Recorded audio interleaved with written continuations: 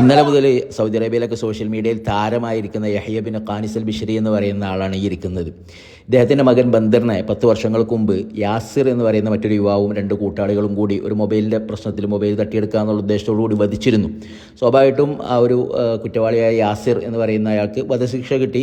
അങ്ങനെ എന്ത് ചെയ്തു, ആ യാസിറിന് ആകെ ഒരു ഉമ്മയും പെങ്ങന്മാരും മാത്രമേ ഉണ്ടായിരുന്നുള്ളൂ. അപ്പോൾ പല രീതിയിലും അവരുടെ കുടുംബങ്ങളും ഗോത്രങ്ങളും ഒക്കെ ഇടപെട്ട് നോക്കി. ഇദ്ദേഹത്തിന് ഭൂമി തരാം, കാറ് തരാം, പൈസ തരാം, പല രീതിയിൽ ഇദ്ദേഹത്തെ ഇത് ചെയ്തെങ്കിലും ഇദ്ദേഹം പറഞ്ഞില്ല, എൻ്റെ മകനെ കൊന്ന ആൾക്ക് മാപ്പില്ല എന്ന് പറഞ്ഞിട്ട് എന്ത് ചെയ്തു, ഉറച്ചു നിന്നിരുന്നു എന്നാണ്.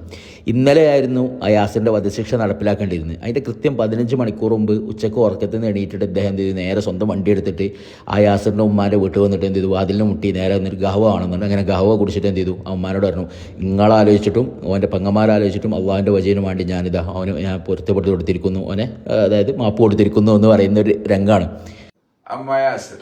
والله اللي اعتقلت في هذا اليوم الله يبيض